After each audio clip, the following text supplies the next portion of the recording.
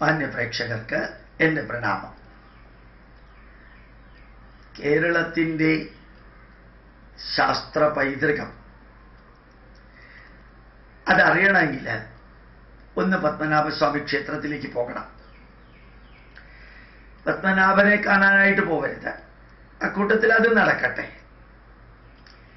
ആ ഗോപുരം നിർമ്മിച്ചിരിക്കുന്നത് നിങ്ങളൊന്ന് കാണണം. ആ ഗോപുരത്തിൻ്റെ 5 വാതിലുകൾ എല്ലാം കരിങ്കല്ലാണ്. ആ കരിങ്കല്ലുകൾക്ക് ഇടക്കിട്ടിരിക്കുന്ന സുർക്കി സിമന്റാണ്. 10-15 ടൺ ഭാരമുള്ള കരിങ്കല്ലാണ് മുകളിൽ കയറ്റിയിരിക്കുന്നത്. അതിൻ്റെ ഏറ്റവും മുകളിലുള്ള ഒരു കരിങ്കൽ പീസിന് 97 ടൺ ഉണ്ട് അത്രയും. ആ ഗോപുരം മുഴുവൻ ഉണ്ടാക്കിയിരിക്കുന്ന കരിങ്കല്ലും ഉണ്ടാകും. അതിൻ്റെ അകത്ത് കയറിയാൽ ചുവട്ടിലെ മുഴുവനും കരിങ്കല്ലാണ്. ഏതാണ്ട് 1 കിലോമീറ്റർ ദൂരം വരുന്ന പ്രദക്ഷിണ വഴിയുണ്ട് 4 ഭാഗത്തും കൂടി. ഇതിൻ്റെ 2 ഭാഗത്തുള്ള 100 കണക്കിന് പില്ലർ കരിങ്കല്ലുകൊണ്ട് കാർവ് ചെയ്തിരിക്കുന്നതാണ്. ഓരോ രൂപവും വ്യാളിയുമെല്ലാം ഇലക്ട്രിസിറ്റി ഇല്ലാതിരുന്ന കാലത്ത്, ഡീസൽ ഇല്ലാതിരുന്ന കാലത്ത്, പെട്രോൾ ഇല്ലാതിരുന്ന കാലത്ത്, അതുപോലെ തന്നെ കൽക്കരി ഇല്ലാതിരുന്ന കാലത്ത് ഉണ്ടാക്കിയെടുത്ത ഉളി ഉപയോഗിച്ച്, മോട്ടറൈസ്ഡ് അല്ല, ഉളി ഉപയോഗിച്ച് ഈ കരിങ്കല്ല് കാർവ് ചെയ്തെടുത്ത് അത് പലതും 4-5 ടൺ ഭാരമുള്ളതിനെ കുത്തി നിർത്തി അതിൻ്റെ മുകളിൽ വേറെ കരിങ്കൽ പീസ് വെച്ച് 23 അടി നീളത്തിൽ വലിയ കരിങ്കൽ സിംഗിൾ പീസ് വെച്ച് 1 കിലോമീറ്റർ പ്രദക്ഷിണ മണ്ഡപം. ഒന്ന് പോയി നോക്കാം. ഒരു കരിങ്കൽ പീസ് മുകളിലേക്ക് എടുത്തു വയ്ക്കുമ്പോൾ ഇപ്പുറത്തെ തൂണുകൾ എങ്ങനെ ഉണ്ടാവും, അതെങ്ങനെയാണ് നിൽക്കുക എന്നാലോചിച്ച് നോക്കാം. നമ്മുടെ വീട് കെട്ടുമ്പോൾ മതിൽ ചുമരുകളെല്ലാം ഉണ്ടാക്കിയിട്ട് വലിയൊരു കോൺക്രീറ്റ് പീസ് കൊണ്ടുപോയിട്ട് മുകളിൽ വെച്ചു വിചാരിക്കാം. അത് വെക്കാൻ ക്രെയിനൊന്നുമില്ല. മനുഷ്യൻ തന്നെ ഇത് വെക്കണം. ഉയർത്തുന്നത് മനുഷ്യൻ തന്നെ, വെക്കുന്നത് മനുഷ്യൻ തന്നെ, അതിൻ്റെ ഇടയ്ക്ക് സുർക്കി സിമെന്റ് ഇടുന്നത് മനുഷ്യൻ തന്നെ, ലീക്ക് ഇല്ലാത്ത വിധത്തിൽ അഡ്ജസ്റ്റ് ചെയ്യുന്ന മനുഷ്യൻ തന്നെ. അങ്ങനെ 1-2 പീസ് വെച്ചാൽ പോരാ. അങ്ങനെ ഈ 1 കിലോമീറ്ററിലും പീസ് വെച്ച് ഒരു തുള്ളി വെള്ളം പോലും അകത്ത് വീഴാത്ത വിധത്തിൽ ഈ പ്രദക്ഷിണ വഴിയിലൂടെ നിങ്ങളൊന്ന് നടക്കണം. പോകണം പത്മനാഭസ്വാമി ക്ഷേത്രത്തിലേക്ക്. നിങ്ങൾ ക്രിസ്ത്യാനിയോ മുസ്ലിമോ ഒക്കെ ആവട്ടെ, പേരൊന്നും പറയാൻ പോകണ്ട, ഹിന്ദുവാണെന്ന് പറഞ്ഞ് പോവാം. എന്നിട്ട് അകത്തേക്ക് കയറുന്നതിന് മുമ്പ് ഇടത് സൈഡിൽ സംഗീത മണ്ഡപമുണ്ട്. 1000 കൽ മണ്ഡപമാണത്. 1000 കാലുകൾ അന്ന് ചീവിയെടുത്ത് സപ്തസ്വരങ്ങൾ വരുത്തി. ദക്ഷിണേന്ത്യയിലെ ചോള, ചേര, പാണ്ഡ്യ രാജാക്കന്മാരുടെ കാലത്ത് ഉണ്ടാക്കിയതിൽ മാത്രമാണ് ഇങ്ങനെയുള്ള സംഗീത മണ്ഡപമുള്ളത്. അത് ചീവി 1000 കാലുകളാണ് അതിലുള്ളത്. ഒരെണ്ണം എങ്ങാനും ഇങ്ങനെ കരിങ്കല്ല് ചീവുമ്പോൾ പൊട്ടിയാൽ ഫെവിക്കോളും ക്യുക്ക് ഫിക്സും ഒന്നും ഇല്ല ഉപയോഗിക്കാൻ. എന്നാൽ അതിൽ കയറി നോക്കാം. 4 രൂപയോ 2 രൂപയോറ്റേ ഉള്ളൂ. മുഴുവനും കൈ കിട്ടി നിന്ന് കാണാം. എന്നിട്ട് അകത്തേക്ക് കയറുന്ന വഴിക്ക് ദ്വാരപാലകന്മാരുടെയും വ്യാളികളുടെയും രൂപങ്ങൾ എങ്ങനെ ഉണ്ടാക്കിയെന്ന് നോക്കാം. ഈഫൽ ടവറും ചെരിഞ്ഞിരിക്കുന്ന പിസാഗോപുരവും ഹാങ്ങിങ് ഗാർഡനും അല്ലെങ്കിൽ താജ്മഹാളും ഒക്കെ ഈ കരിങ്കല്ലിൻ്റെ മായാപ്രപഞ്ചം സൃഷ്ടിച്ച പത്മനാഭസ്വാമി ക്ഷേത്രത്തിലെ ആ വഴികളിലും അകത്തുള്ള പ്രവേശനത്തിലും പിന്നെയും അകത്തേക്ക് പോകാം. ഓരോ സ്ഥലത്തും കരിങ്കല്ലിൻ്റെ ആ കവിതകൾ രചിച്ചിരിക്കുന്ന കാണാം.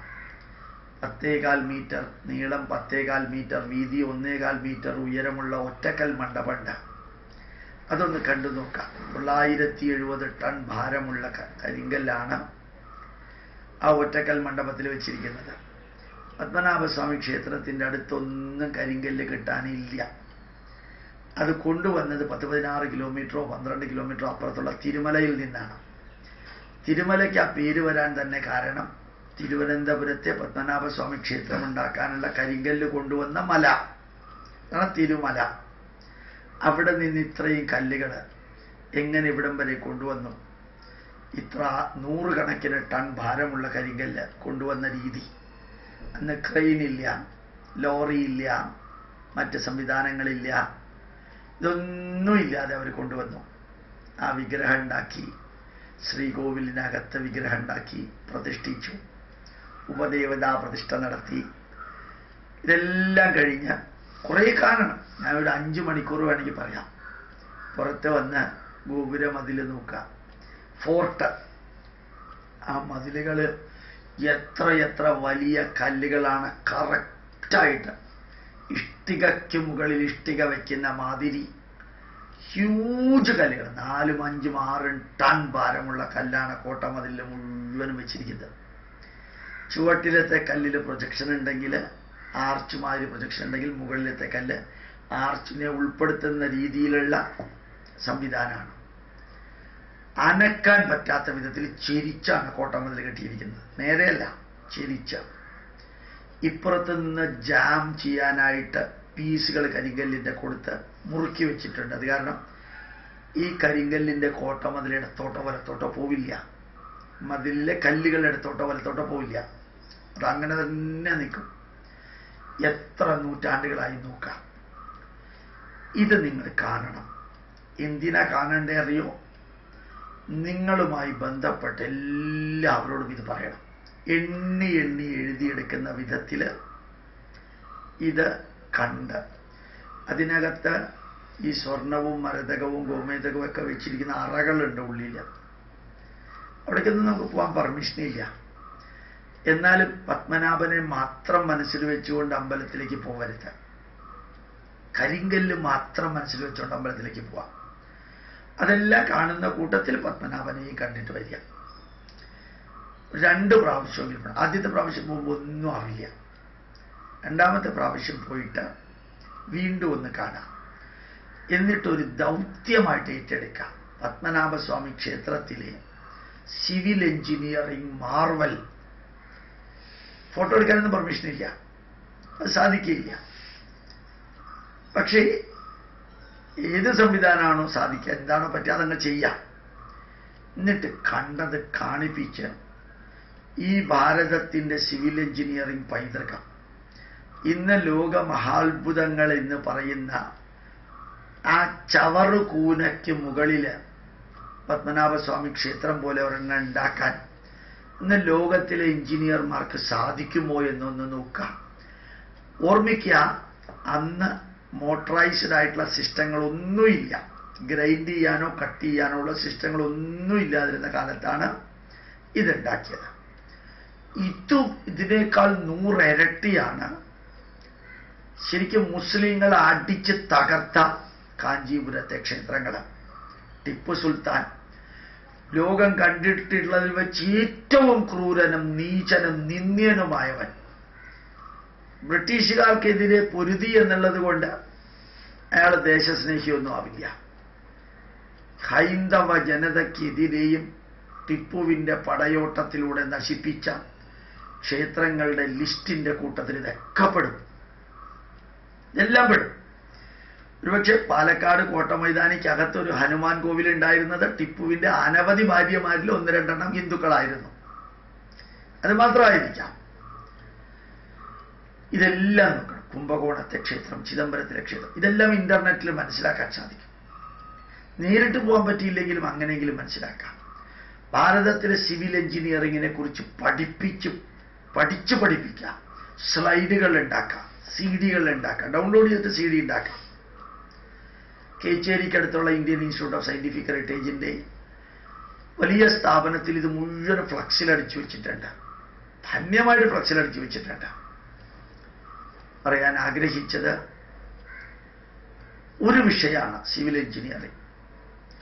അത് നിങ്ങൾ കുറച്ച് പേര് പഠിച്ച് ഏതെങ്കിലും വിധത്തിൽ വിദ്യാർത്ഥികളെ പഠിപ്പിക്കാം. നല്ലൊരു സബ്ജക്റ്റാണ്. എല്ലാവരോടും പറഞ്ഞു, ഇന്റർനെറ്റിൽ പോയിട്ട് കുംഭകോണം ക്ഷേത്രം എന്ന് പറഞ്ഞു കൊടുക്കാം, ചിദംബരം ടെമ്പിൾ എന്ന് പറഞ്ഞു കൊടുക്കാം, പത്മനാഭസ്വാമി ടെമ്പിൾ എന്ന് പറഞ്ഞു കൊടുക്കാം. എല്ലാം നിങ്ങൾക്ക് കാണാം. പത്മനാഭസ്വാമി ക്ഷേത്രത്തിനകത്ത് വലിയ ഉരുളികളുണ്ട്.